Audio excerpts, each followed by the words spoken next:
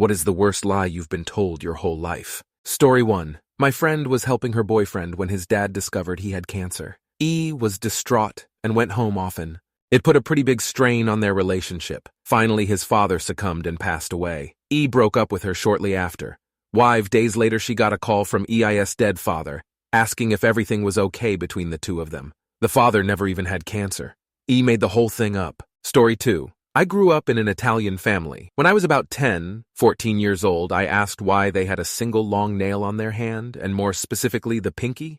They all told me it was because it made picking their nose easier. I believed this into my late 20s, till one day my coworkers informed me that it's a coke nail.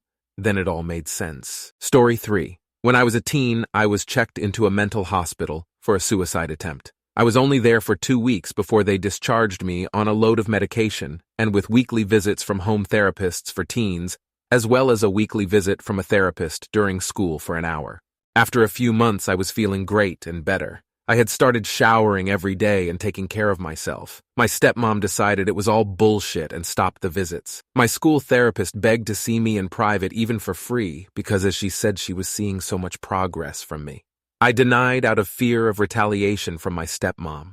She stopped buying me my medication, and I spiraled into a bad place again. When I asked why, she told me, the therapist at the mental hospital said there is nothing wrong with you, and you are just lazy. They proceeded to convince me the home visits were just because I was stupid and extreme.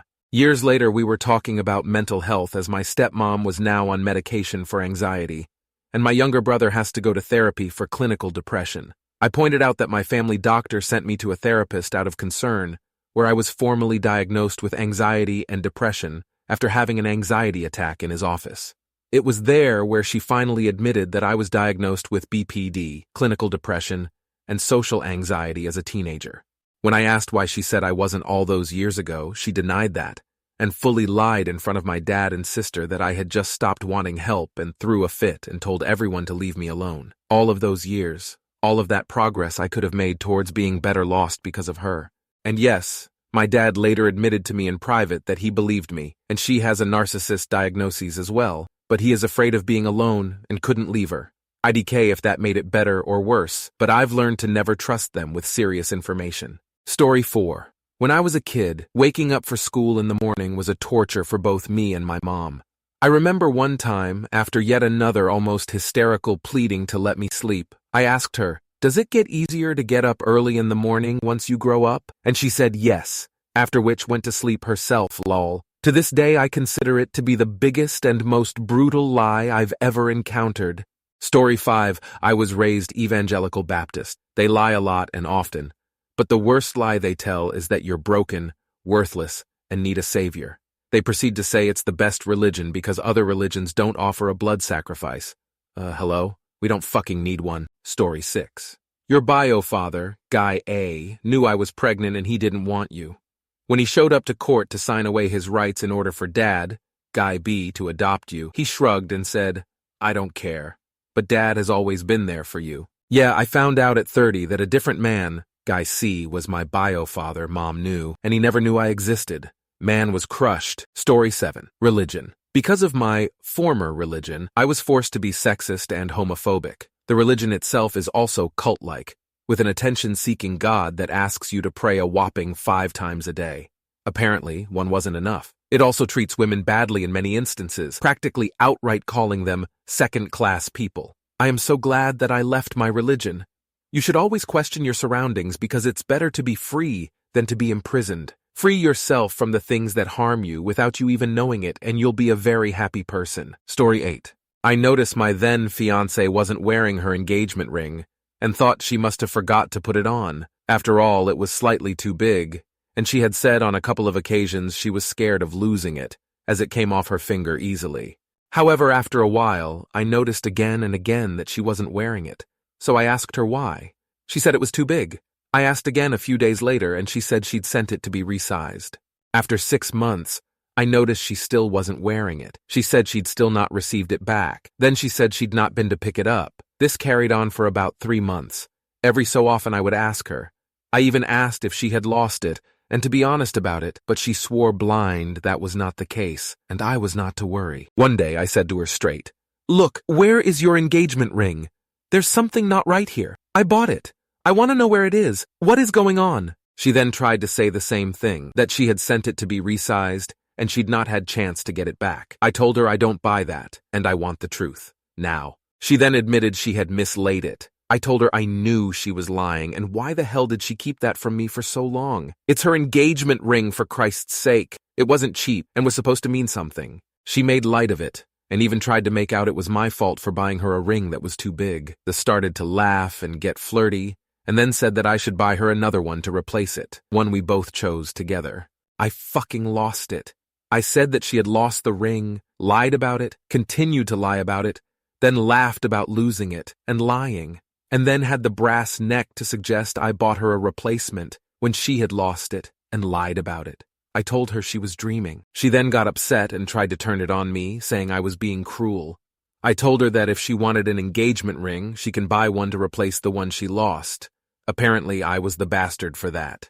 The relationship ended when she had an affair, and I realized just what a lying narcissist I had been dealing with for several years, who, being honest, couldn't tell the truth about anything, if her life depended on it. I am convinced these days she sold it. Story 9. The world is a fucking lie, the whole world. The sun will kill you now. There's forever chemicals in the fucking rainwater. None of the food you eat is real. It's composed of many different chemicals to look and seem like human food, but fast food is basically inedible now, and they've already got you hooked on the stuff you'll be fat or get cancer or both. Capitalism doesn't work when 1% owns more than the world. That's just the world being controlled by 1%. I will never buy deodorant with aluminum. They make baby formula with fucking corn syrup solids. 5% of what we gave to Ukraine could have helped the families and homes of Hawaii. All your politicians are too busy making money or doing drugs to care. They're all playing the same side. The victor writes history. There's so much more, but I'm already overwhelmed with all the lies. Story 10. That I'm old? You're not young anymore. You're getting old.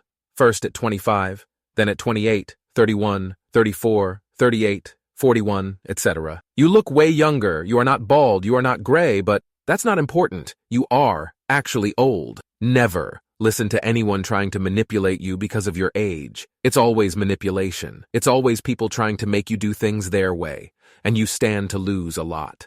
Story 11. America is land of the free, which is by far a complete lie and bullshit. We live on a land filled with corrupted politicians and government officials who gives no fucks about us, U.S. citizens. We are underpaid, have no rights, treated unfairly. I can go on and on because everything is government-owned or enforced by our local government. Story 12. For most of us, it's about following your dreams versus building a stable career. It has led many to not have any skilled labor qualifications. Sure, it works for 1% of people who become movie stars or actors or other big-time roles, but for the remaining 99%, we have become stuck in a loop of despair. In high school, there needs to be 3 options: college, trade school, military. College shouldn't be 80%. We should create 5-year projections on labor needs, and then build that into our trade schools so we have a balanced workforce. The military, I personally don't feel is even a major option, but our military-industrial complex has suggested otherwise. Story 13. For my husband, he grew up knowing that he was sick and multiple long hospital stays for most of his childhood, but didn't know with what. At adolescence, he noticed he was smaller in height than his peers, and was late to mature, especially in the change room for gym class. Hey, other guys have testicles, and I don't, what gives? Also, when taking an interest in girls, he didn't have the raging hormones like a typical teenager. No erections. When he turned 18, he went for a checkup at the Children's Hospital and was asked if he would like to know his health information now that he was of age. He said yes. This is when he learned he had leukemia, at 3 years old, and testicular cancer at 5 years old. So both testicles were removed.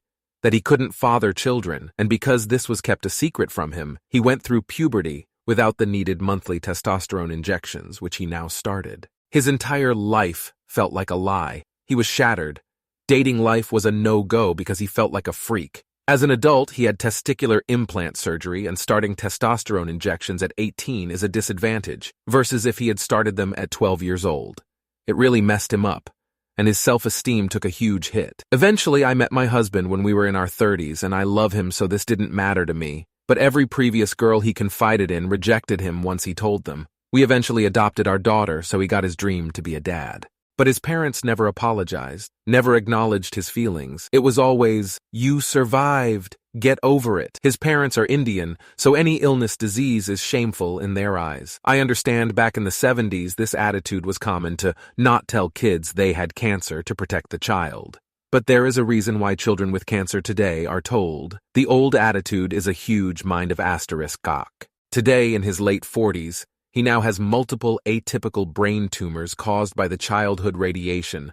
But when we asked his mom the location of the radiation, brain, spine, any records she had at home, she refused, saying again it was nothing, he's fine now. This is crucial information his oncologist needed to plan his current radiation treatments. So we had to pay $200 for his 1979 to 1982 hospital records because we had zero cooperation from her. Sigh. She also called and berated him for posting a picture of his bandaged head after a craniotomy on Facebook, like his current condition was a big dirty secret. Both of his parents have since passed, so he will never get that closure. And it turns out his mom, keeping with the sickness is shame attitude, knew she had diabetes but left it untreated for years. We only found out after the medical examiner's report. Story 14. I had a partner who told me our age difference was a non-issue.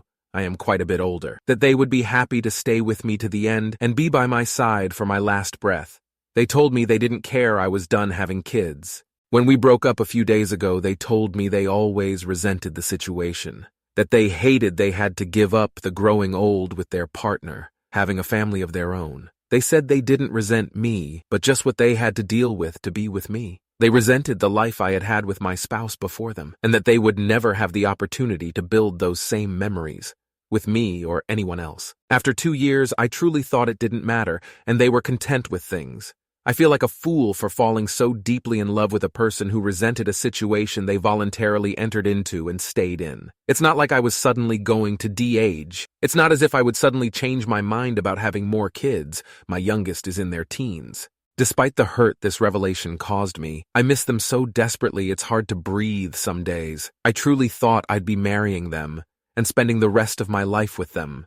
Story 15. Just show up and do your job. The only way to get competitive raises and promotions is to network outside of your department, get involved with things outside of your job scope, apply for lateral moves and promotions, and upskill yourself.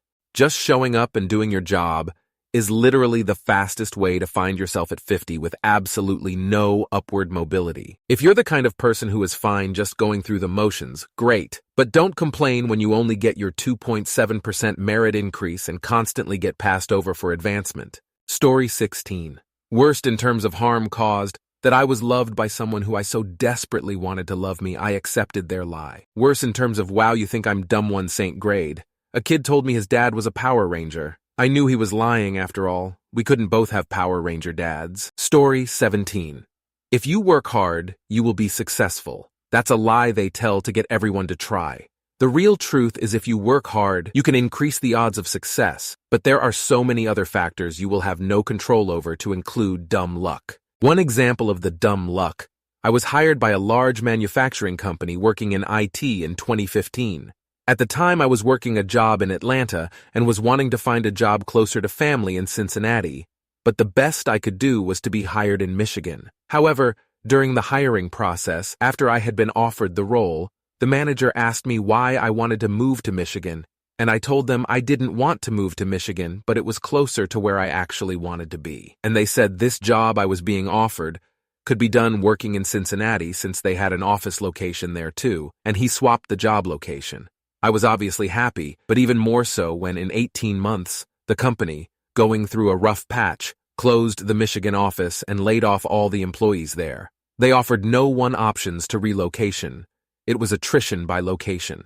And if I hadn't had that one conversation with the hiring manager, I would have been part of the layoffs. Story 18. Girls pee out of their butt. I walked in on her sitting down while peeing when I was 4 years old. That's the answer she gave curious little me. I guess thought school would correct it at some point. But sex ed was about making babies not peeing. I think I was maybe 17 before a girl I knew corrected me. Story 19. Do what you love and you'll never work a day in your life. Find a career at the intersection of, I don't hate doing this, I am skilled in this area and can continue to grow. There is demand for this skill and it pays decently. Doing what you love and turning it into a job is the fastest way to hate what you love. Instead, find things that will provide a living for you that you somewhat enjoy and then just keep running with it. And it's okay if you don't know what that is at 17 years old. Spend 18, 26 figuring out what that path is and then go after it like crazy. Story 20, me and my best mate. Changing mate's name to Bob. We used to rent games together Gameplace when we were teens. I went in one day without Bob and the guy, Mike owns and runs it, says the account is under Bob.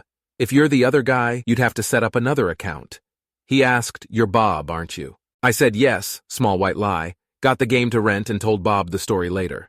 We spent the next few years talking to the owner all the time and the owner saying goodbye Bob to me. The place closes down and the lie ends there.